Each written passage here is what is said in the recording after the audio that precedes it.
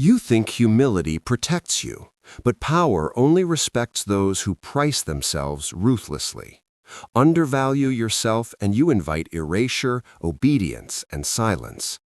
You were taught that value is something others recognize in you, that if you work hard, stay loyal, stay quiet, and remain good, the world will eventually reward you. That belief is not naive, it is lethal. Value is not discovered, it is enforced. In every hierarchy, corporate, social, political, intimate, value functions like territory. It belongs to whoever can hold it, not whoever deserves it, not whoever sacrifices most, not whoever waits patiently. Power does not reward patience, it exploits it. The first mistake you made was moralizing value. You treated it as a reflection of your character instead of a signal of your leverage. That single confusion turns capable men into silent labor and loud mediocrity into leadership. Look closely at how humans behave when value is unclear. They test, they press, they delay, they extract, they interrupt, they ignore. Not out of cruelty, but out of instinct. When a man does not set a price, the environment sets it for him, and the default price is always lower than survival requires. This is not about arrogance. Arrogance is noise. Value is quiet certainty backed by consequences. You don't lose influence because you lack talent. You lose it because you leak access. You over-explain. You overgive. You show up without being required. You speak before your presence is demanded. Each of these behaviors communicates the same message: I am cheap, and the world believes you. Power does not argue with cheap things. It steps over them. Reframing value as power means abandoning the fantasy that fairness governs outcomes. Fairness is a story told by those who need compliance from the strong and hope from the weak. Selection does not care about your intentions. It only tracks outcomes, resistance, and cost. Men who rise understand one brutal rule early: respect follows constraint. The more available you are, the less you are considered. The more predictable you are, the easier you are to use. The more you signal moral obligation instead of optional participation, the faster you are ignored. Value is scarcity plus enforcement. Scarcity without enforcement makes you a resource. Enforcement without scarcity makes you a threat. The men who command silence, attention, and movement balance both. They do not chase acknowledgement, they create absence. They do not ask for space, they occupy it and charge rent. This lens shift is uncomfortable because it indicts you. It removes the comfort of blaming systems, bosses, cultures, or fate. It tells you something colder. You have been complicit in your own reduction. Every time you tolerated disrespect to appear virtuous, you trained others to devalue you. Every time you accepted less to prove loyalty, you advertised desperation. Every time you waited to be chosen, you confirmed you had no leverage. Power does not hate you for this, it simply responds. Reframing value as power means accepting that silence is not imposed, it is earned through underpricing, overexposure, and moral submission. And once silence sets in, it compounds. The quieter you become, the less costly it is to ignore you, the less costly it is to replace you. This chapter does not motivate, it removes illusions.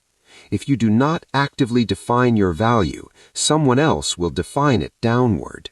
If you do not impose cost, you will absorb it. If you do not control access, you will be consumed by those who do. Value is not who you are.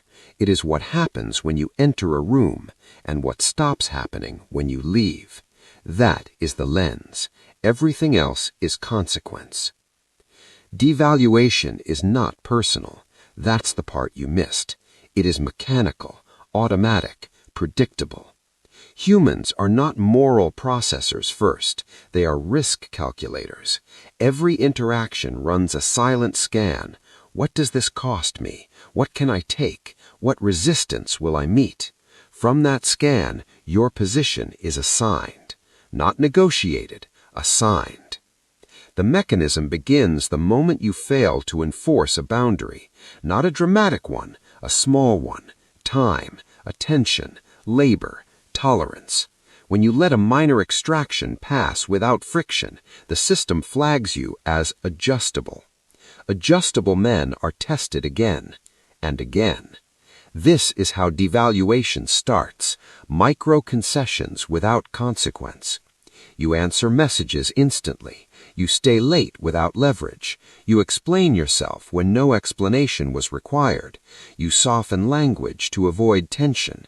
You accept delays, disrespect, and dismissal this one time. Each instance feels harmless. Collectively, they form a profile. That profile says, pressure works here. Predators, social, professional, relational, do not begin with aggression. They begin with calibration. A nudge, a delay, a mild disrespect disguised as humor or urgency. They watch your response, not your words, your behavior. If you compensate, justify, or comply, the price drops. This is why good intentions accelerate devaluation. You believe generosity earns credit. In power systems, generosity without leverage reads as surplus. Surplus is consumed. The second layer of the mechanism is moral signaling. When you signal goodness, loyalty, or patience instead of consequence, you invert your position. You imply that being chosen matters more than you choosing, that you need harmony more than leverage, that you will trade position for approval. This is intoxicating to systems built on extraction. Organizations love men who understand. Social groups love men who don't make it a big deal. Power loves men who absorb cost quietly, until they are no longer useful. Devaluation escalates in stages. First, you are delayed, then interrupted, then spoken over, then excluded from decisions, then replaced. Silence is the final stage, not the first. And here's the brutal part. No one feels guilty, because the mechanism is subconscious. People don't think, let's reduce him. They think, he'll be fine, or worse, he's lucky to be here. That thought only appears when your behavior supports it. Another critical error, overexposure. When you are always present, your presence loses impact. When you are always available, your absence has no cost. When you offer insight freely, insight is no longer valued. Scarcity sharpens perception. Abundance dulls it. Men who are ignored often believe they need to speak more, be seen more, explain more. That is the final mistake. You cannot talk your way out of a price collapse. More supply only accelerates the fall. Devaluation also feeds on predictability. If your reactions are known, you are safe to exploit. If your boundaries are flexible, they are not boundaries. If your tolerance is endless, it will be tested endlessly. Predictable men are managed. Unpredictable consequences create respect. Not chaos, consequence. Notice what never works, appealing to fairness, loyalty, or history. Power has no memory, only current benefit analysis. What you did yesterday does not protect you today. What you tolerate today defines tomorrow. This mechanism does not stop on its own. It intensifies until you either enforce cost or are removed. Silence is the cleanest outcome for the system. Understanding this is not cynical, it is clarifying. Once you see devaluation as a mechanism, not a misunderstanding, you stop trying to be understood. You start adjusting signals. You stop leaking value. You stop volunteering for your own reduction. And that prepares you for the next phase, recognizing the men who never fall into this trap and why. Hierarchies do not reward effort. They reward positioning. Once you understand that, the archetypes become obvious and disturbing. There are men who speak constantly and are ignored, men who work endlessly and remain invisible, men whose competence is unquestioned but whose presence carries no weight. These are not unlucky men, they are unpriced men. They share a pattern. They confuse contribution with leverage. They believe being useful makes them valuable. It does not. Usefulness without scarcity turns a man into infrastructure. Infrastructure is maintained, not respected. And when maintenance becomes expensive, it is replaced. The first archetype is the agreeable servant. He is reliable, responsive, emotionally regulated. He anticipates needs before they're voiced. He mistakes this for power. In reality, he has surrendered it. His behavior signals that harmony matters more to him than position. The system keeps him close, but never central. He is thanked often, promoted rarely, heard never. Next is the invisible expert. This man has skill, insight, experience. He solves problems quietly and efficiently. He believes results will speak for him. They don't. Silence does not translate to authority. It translates to absence. Others take credit. Others make decisions. He remains useful, not influential. He is invited to execute, not to decide. Then there is the moral anchor. He stabilizes the group. He absorbs tension. He does the right thing. He believes ethics create immunity. They do not. Ethics create expectation. He becomes the one who is relied on to sacrifice. When conflict escalates, he is consulted last and blamed first. His virtue becomes his leash. These men all suffer the same fate. They are kept, not elevated. They exist inside the system, but outside its command structure. They are spoken about, not deferred to. Now contrast them with the priced man. The priced man is not louder, he is quieter. He does not rush, he does not fill silence. He does not explain himself unless required. His availability is conditional, his participation is optional, his absence is felt. He does not signal goodness, he signals cost. When he speaks, the room adjusts, not because he demands attention, but because attention has been trained to follow him. He does not volunteer, he is requested. He does not chase alignment, others align to avoid friction. This man often appears colder, not because he lacks emotion, but because he has sovereignty over it. He does not rush to prove value, he assumes it and lets the environment test that assumption. And when it does, he enforces. The priced man withdraws access when terms degrade. He delays response when urgency is manufactured. He withholds contribution when respect drops. Not theatrically, surgically. The system learns quickly. There is also the strategic ghost, a subtype. He appears, delivers decisive input, and disappears. No overexposure. No attachment. His scarcity amplifies his authority. People reference him even when he is absent. That is real power, influence without presence. Here is the uncomfortable truth. These archetypes are not personality traits. They are behavioral strategies. You were not born unpriced. You trained yourself into it.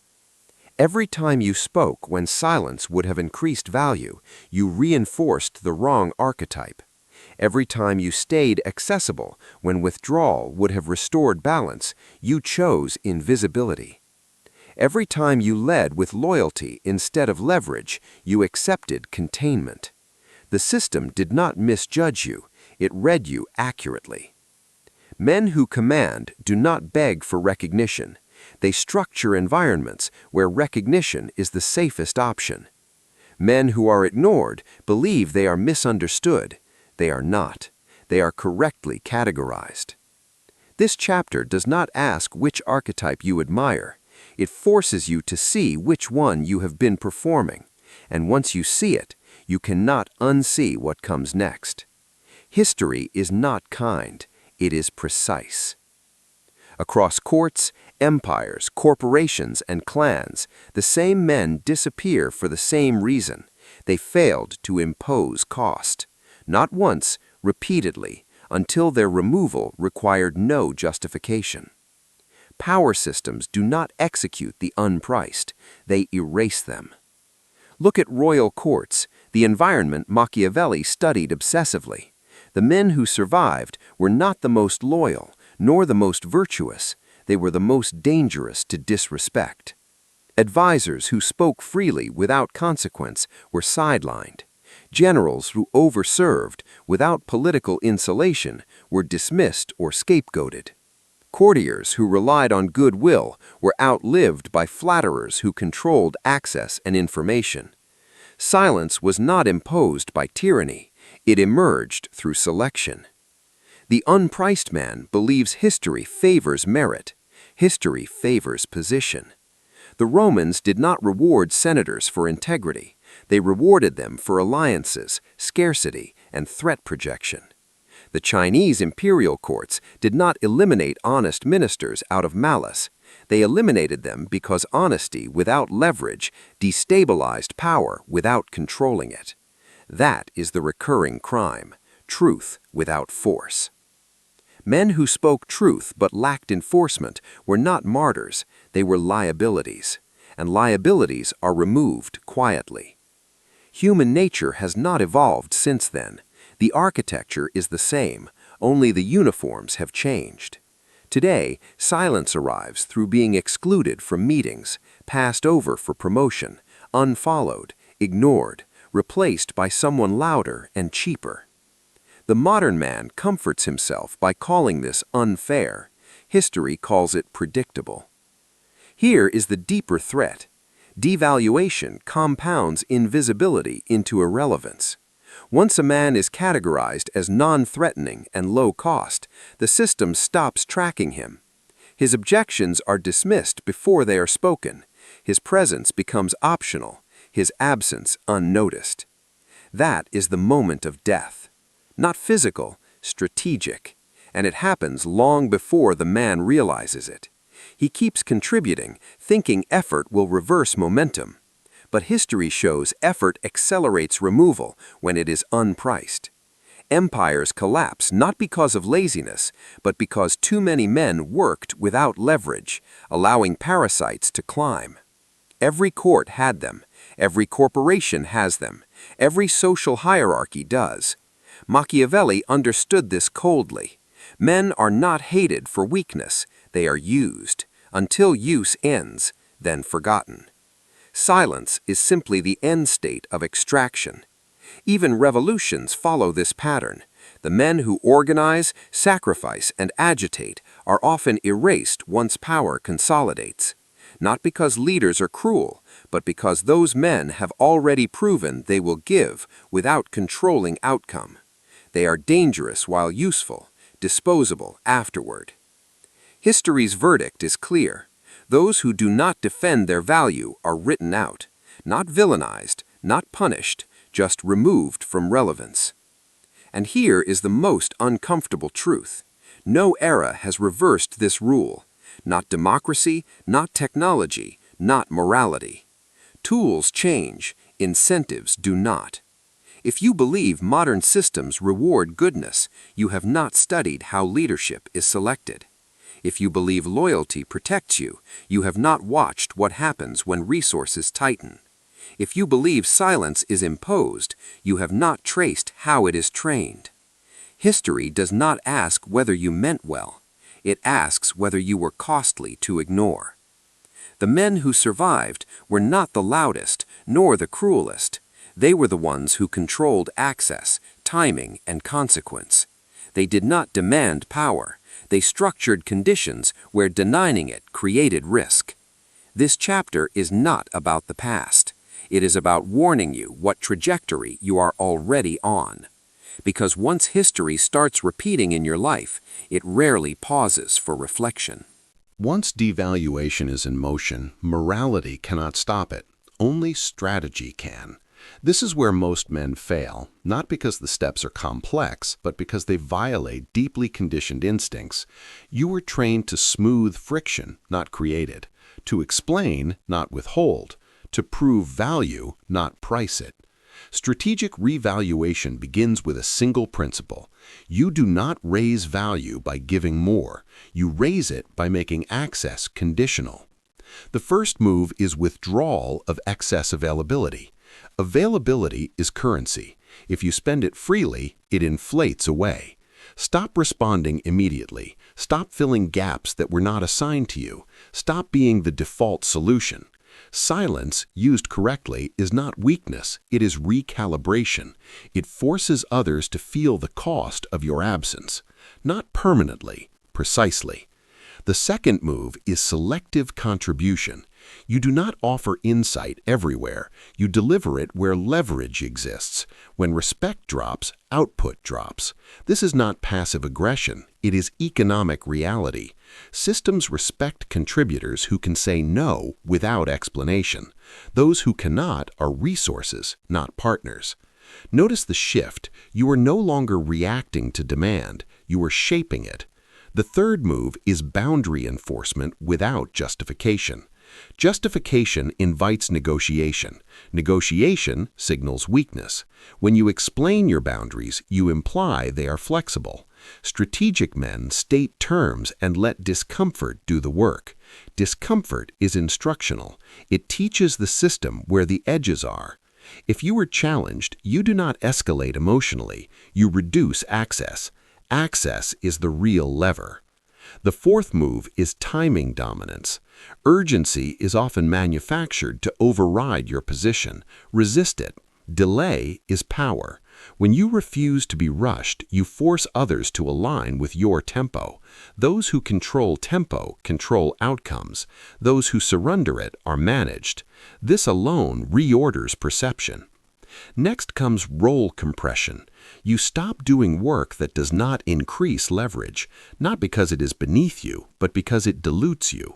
Every task you perform that someone else could do lowers your perceived scarcity. High-value operators are narrow. They are difficult to replace because their function is precise, not broad. Generalists are useful. Specialists with leverage are feared. Then there is non-reactivity. You do not defend yourself against subtle disrespect. You note it, you adjust access, you allow consequences to speak. Reaction rewards the behavior by acknowledging it. Withdrawal punishes it by removing benefit. This is where the system begins to correct itself. People will test you again. That is inevitable. Tests are not insults, they are audits. When your response changes, the audit result changes. Suddenly, jokes stop, interruptions decrease, delays disappear. Not because people became nicer, but because the cost-benefit calculation flipped. Revaluation is not announced, it is felt. You must also accept losses. Some relationships, roles, and positions will not survive revaluation. They were built on your underpricing. When you raise cost, those structures collapse. This is not failure, it is filtration. Power always filters. Men who cannot survive your sovereignty were never allies. They were beneficiaries. Strategic revaluation is cold because it must be. Warmth invites exploitation during transition. You are not teaching a lesson, you are resetting equilibrium. And equilibrium always resists change. But once the system adapts, you will notice something unmistakable. People begin to listen without you asking. Decisions pause when you are silent. Invitations arrive framed differently. You are no longer absorbed, you are consulted. That is not respect, that is acknowledgement of cost. This chapter does not promise dominance. It delivers something more important, relevance restored, which sets the stage for the final transformation because behavior change without identity change always decays. Strategic revaluation fails when it remains a tactic. It only holds when it becomes an identity. This is the final barrier most men cannot cross, not because it is difficult, but because it feels like betrayal. not of others, of the self you were trained to be. The old identity is built on moral reflexes: be helpful, be agreeable, be reliable, be chosen. That identity survives by external validation. It fears absence, it fears silence, it fears being replaced. And because it fears these things, it acts in ways that guarantee them. This identity must die, not softened, not improved, terminated. Identity death is not symbolic, it is operational. It means you no longer experience guilt for withholding access. You no longer feel tension when you let others sit with discomfort. You no longer interpret silence as rejection. You interpret it as leverage. The old self asked, "Am I needed?" The new self asked, "At what cost?" This shift rewires every interaction. You stop explaining yourself to be understood. You speak to position. You stop filling emotional gaps. You allow them to exist. You stop offering reassurance. You let outcomes create clarity. This feels cold because warmth was your previous currency. You traded it for safety. But warmth without sovereignty is submission. It invites closeness without respect. The new identity does not reject warmth, it controls it. Access becomes earned, not assumed.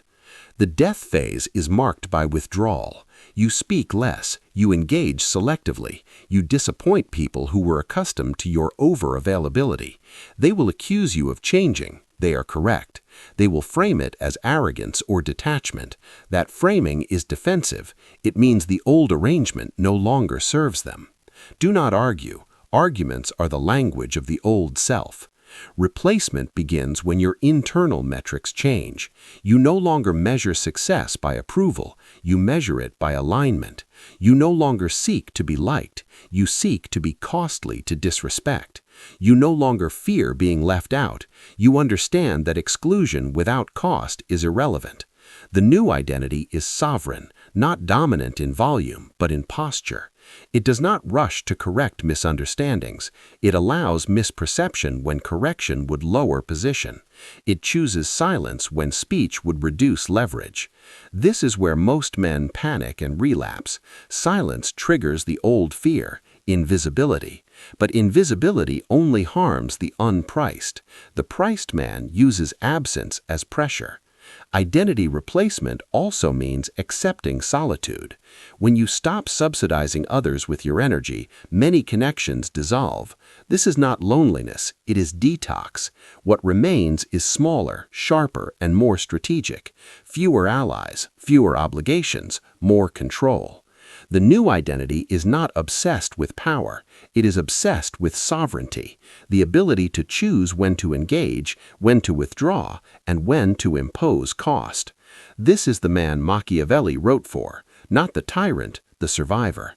Once identity replacement completes, the risk of silence disappears, because silence is no longer something that happens to you. It is something you deploy.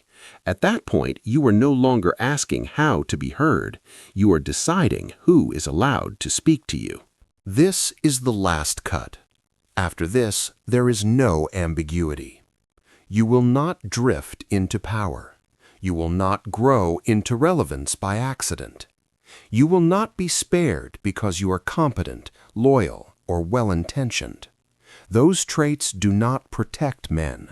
They expose them. The world is not waiting to recognize you. It is waiting to price you. And if you refuse to do it yourself, it will do it for you, downward, quietly, efficiently. Here is the final warning. Silence is not an injustice. It is the natural outcome of men who make themselves inexpensive. Systems do not conspire to erase you. They respond to incentives you broadcast daily. Every time you stay when you should withdraw, you confirm your disposability. Every time you explain when you should enforce, you signal weakness. Every time you trade access for belonging, you mortgage sovereignty. No one will announce when you've crossed the point of no return. There is no ceremony. One day, decisions happen without you. Conversations move past you. opportunities bypass you. And when you finally speak, the room does not turn. That is not oppression. That is selection completed. Understand this clearly. Most men never recover once fully unpriced.